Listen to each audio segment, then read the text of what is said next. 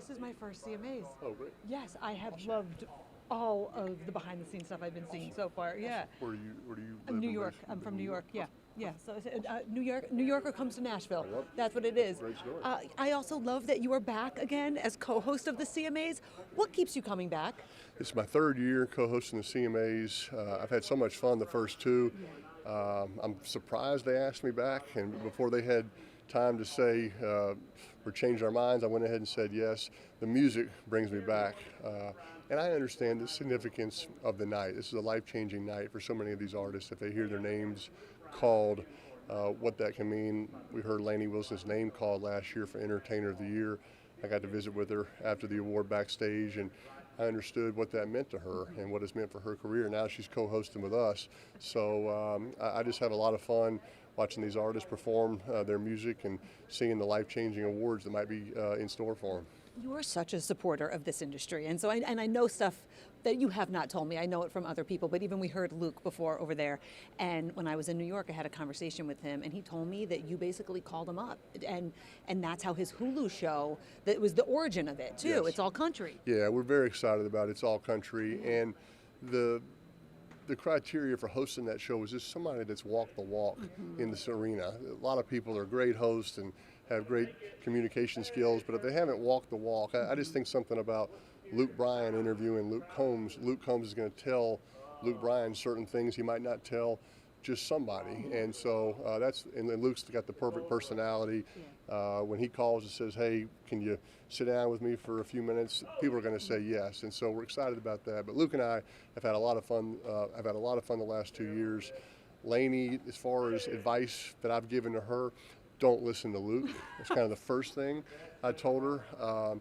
And she kind of gave me the, "Oh, I knew that already" look. So she's going to fit right in. We're going to have a lot of fun. He told me that she needed to get her drink order ready for like midway Fact. through the show. Fact. Okay, there we Yes. go. There Yes. we go. I got to ask you about putting the uniform back on. That was so epic. As a fan to see that, whose decision was that? Was that your idea? Well, I believe, in me and my weird preparation skills, I've watched other walkouts with Morgan Wallen. Eli walked out. He looked stiff. He wasn't really sure what he was doing. Brady had like a really way too tight shirt on. Mahomes and Kelsey, they were kind of jamming to the music. I'm like, I don't want to be stiff. I'm not as cool as Mahomes and Kelsey. Where do I fit into this thing? And so I'm like, I'm just going to, it's in Neyland Stadium, the stadium that I played in. He's going out onto the field. That's the field that I walked out on. I need to be in proper uniform. And you can't just put a jersey on. No. You got to go full uniform. Tape my ankles, lace up the cleats, got there early to kind of be sure it fit. That's a humbling, fitting session.